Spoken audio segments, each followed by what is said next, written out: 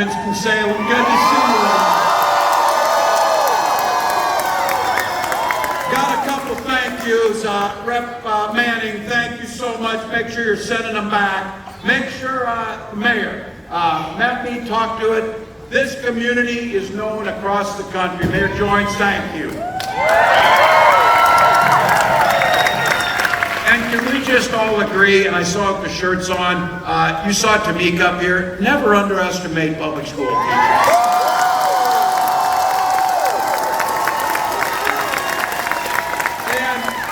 And to the staff, to the leadership, to the school board, and especially to the students at Carver, thank you.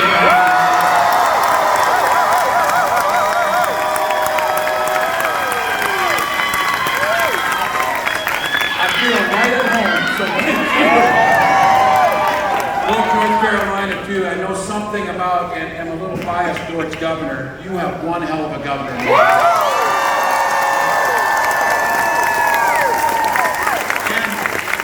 And you have a wealth of riches, because I would normally say, those are big shoes to fill, but you're going to fill them with Josh Stein.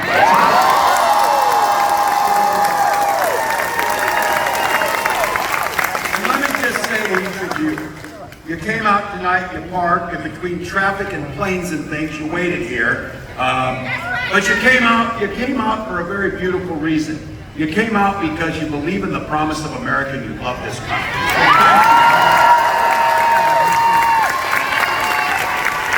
And look, we might have had to wait a while, and it might be a little warm, but we've waited nearly 250 years, and in 19 days, we get to say, Madam President.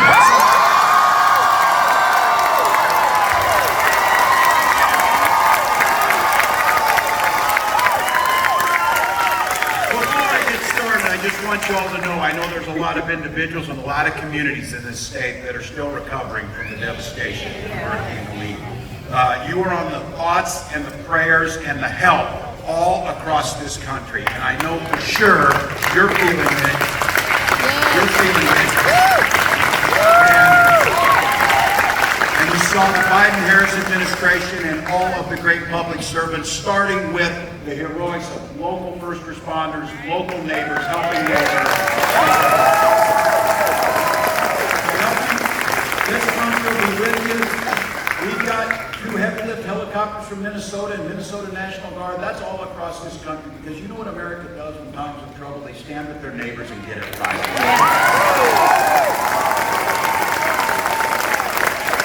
You might have seen I just came from a little east here, and I was with Bill Clinton, which is always an interesting thing. And look, he's telling it like it is, but Kamala and I are storming everywhere. We're like one visit away from being regulars on Fox News now. And didn't she do a hell of a job?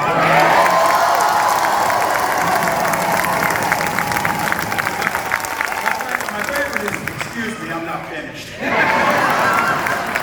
Let's all agree, she is not finished.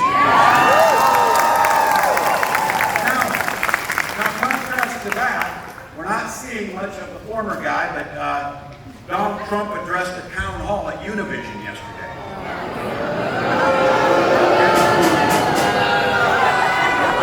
Well, at least he wasn't swaying the music for half an hour.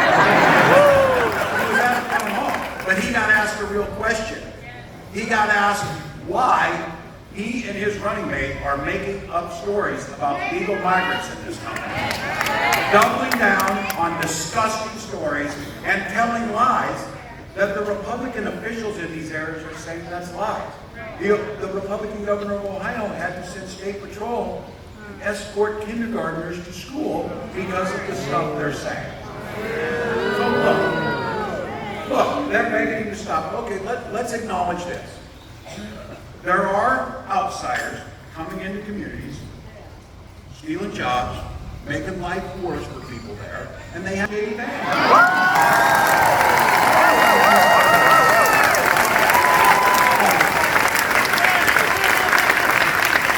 You might remember a couple weeks ago we had a little debate, and I simply asked what I thought would be the easiest question of any American to answer throughout our entire history. did Donald Trump lose the last election? And he gave me a real smug non-response. Well, Tim, we're thinking about the future. Answer the damn question.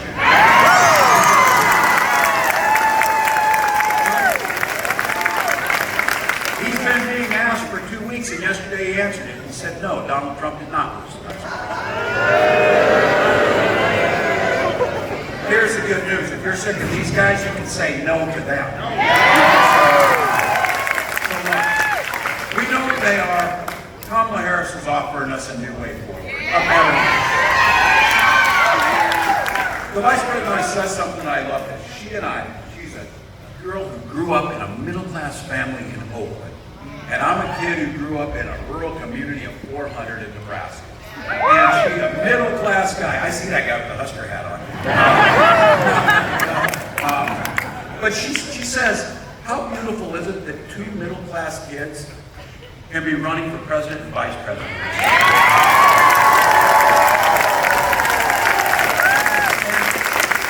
When you grow up middle class, you know how middle class folks think. I remember Wall Street Journal did a story and they analyzed our financial reports and they said, damn, Tim Walz might be the poorest person ever done. So every teacher in here, every nurse in here,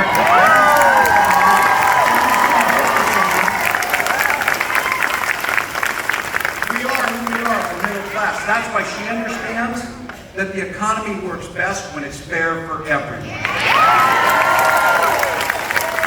And she's not just talking about it, she's laid out a plan to show us the way. Now think about this. Kamala Harris's plan, and they've analyzed this thing, 100 million Americans will get a tax cut under Kamala Harris.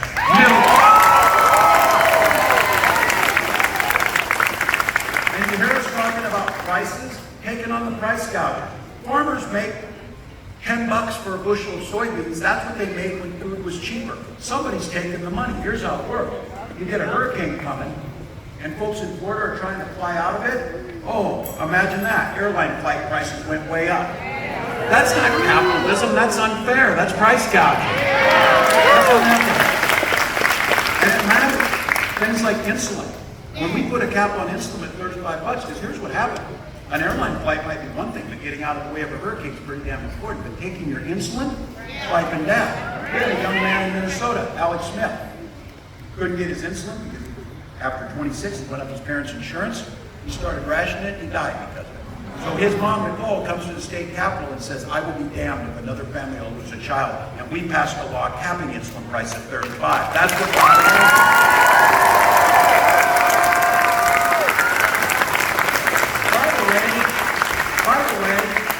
cost $5 to manufacture that insulin, and they were charging $800. Look, and then something bringing costs down. Kamala Harris brought up something. I see it's just good. There's a lot of young people in this crowd. That is some of us with less hair, and for the young people in here, I guarantee you, I turned 60 this year. You start wondering about Medicare, about that. You start thinking about it. And here's what Kamala Harris proposed. And this is transformational. She proposed that Medicare pay for and provide in-home care for our seniors. It's a big deal. It's about dignity. Provide hearing aids. Provide eye exams and glasses. Those are things that we can do. Those are things that we can do that improve people's lives. And then there's folks out here. You want to start your own business? She proposed a $50,000 tax credit, let you get in, get started, and do that as a deduction.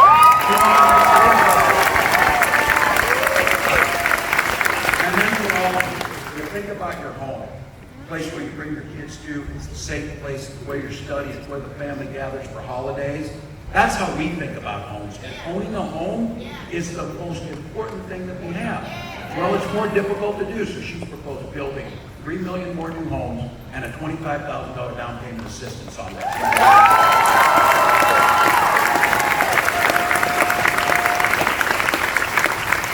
These guys, when you're a New York real estate investor, you just see houses as a commodity to buy and trade. You don't give a damn who gets up. So we have companies buying up big bunches of houses and then jacking up the price. That's why they get them. making sure that middle-class people have an opportunity to do that. You all get it. I'm sure every state has their own sayings. We've got a saying in Minnesota that's very simple and shows you how things work. The thing is that when we all do better, that's what she's talking about, the economy. Making the economy fair. Not tax cut for billionaires. Not things like, how is it fair Donald Trump hasn't paid federal income tax for 10 or 15 years? It's paying their damn fair share. Look, it's because these guys have a different outlook. They see things different. And look, we know what they'll do because they said it. They're going to gut the Affordable Care Act. That's what they say. Remember Donald Trump said, well, like that concept was planned. Then J.D. Vance went on to try and explain it, and I told him, you should stick with the concept of the plan. Because look, they will pick off 500,000 North Carolinians off that. And we expanded Medicare expansion to this, and we allowed people to get on health care. It keeps people healthier, it keeps them in their jobs, it gets the quality of life. If they take away the pre-existing conditions, look, you don't even have to be a businessman as bad as Donald Trump to understand this thing. Insurance companies collect premiums, and the way they make money is not paying premiums out, and somebody said they're paying benefits out. So what they want to do is, and what their plan is, let insurance companies pick who they insure. Guess who they'll pick? Y'all be healthy people who aren't sick. The rest of us, good damn luck when you get something. And good luck when you get cancer. Good luck when you have a complication in pregnancy. So look, that's what's there. Cutting Social Security and Medicare. And I say that Social Security and Medicare, it doesn't, I'll give them this. Where they're standing, they probably don't give a damn. Because when you're a billionaire, you don't care about your Social Security check. My nearly 90-year-old mom cares about it. And I can also tell you this. When my dad died, I'm a teenager, my little brother's in elementary school, my mom's a stay-at-home mom, it was Social Security survival benefits that kept our family together. You're hardworking folks. We hear these guys tell us this all the time. Pull yourself up by your bootstrap. We'll damn sure do it. We just didn't have any boots.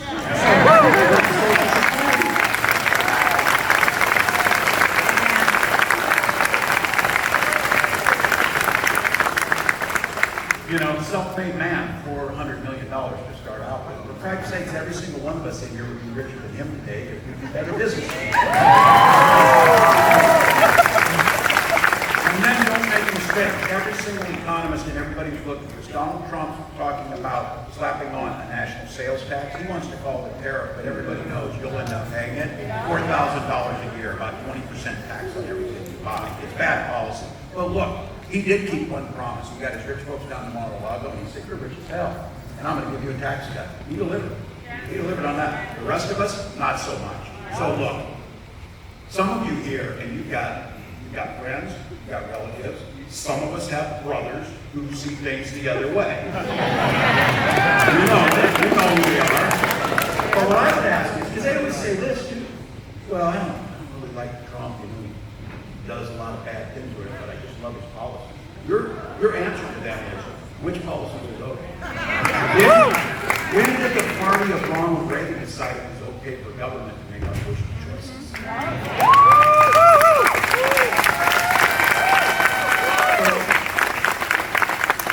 Trump brags about this. The states have the right to monitor pregnant women to enforce their speech of a guy here who's running for governor on the other side and saying, America doesn't hold you to that guy. Trust me. Because that guy is never going to be the governor of North Carolina.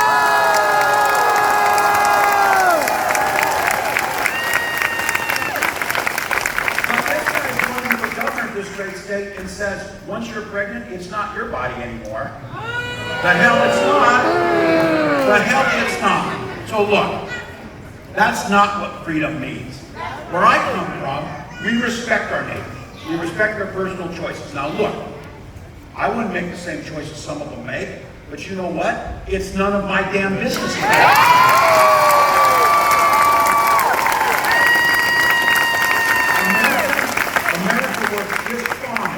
If we treat people with respect and we allow them to make their own decisions.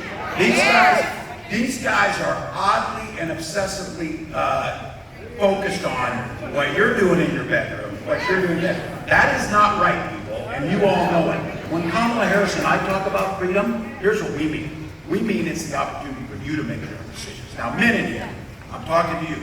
We know that women are getting this right, and they're voting in waves for Kamala Harris. Here's the thing. So are the men. So are the men.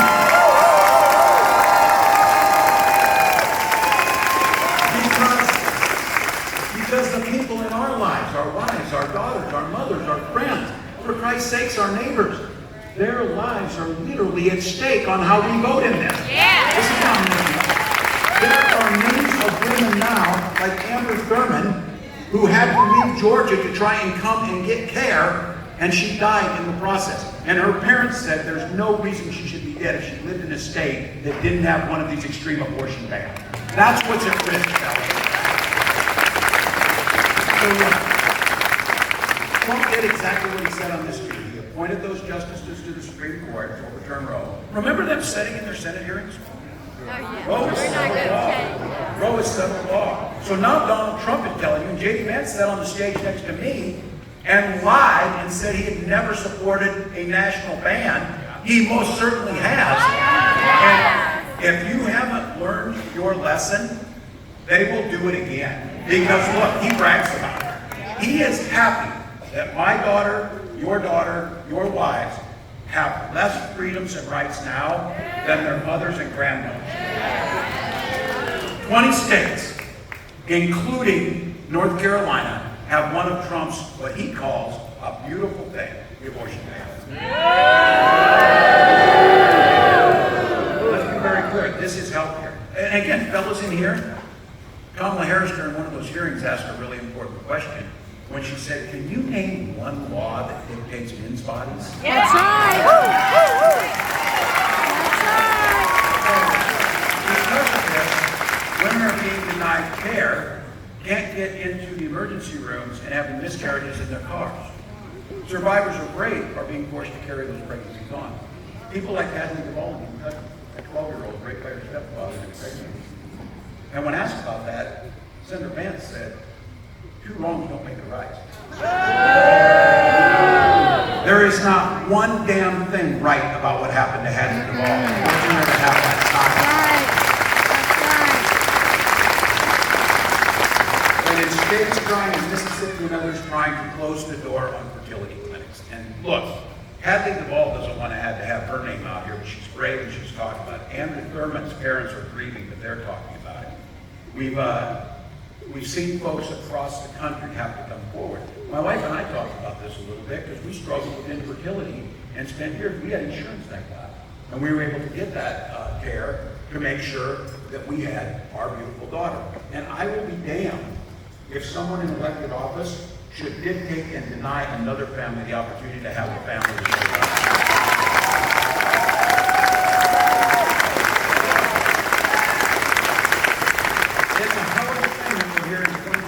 Fighting this fight again, but I'll tell you what, it's a privilege because future generations are going to remember who was here and who was fighting.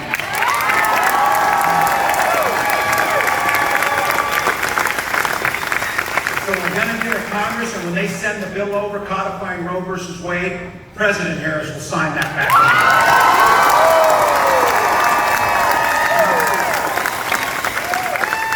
I'm a pretty upbeat guy, but I think it's important to know what we're up against over the next 19 days.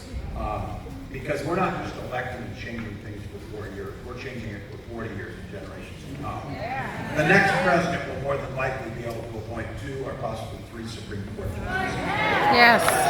If it's Donald Trump, he already has an institution that he put his people in, an institution that is basically giving him near total immunity from anything he does. They'll be adjudicating and deciding laws for our children and grandchildren for the next generation. Boo! Yeah. And here's what I have to tell you. If that's not the future you want for your kids, that's good, because they are never going to return Donald Trump to the White House. We're going to have Kamala Harris.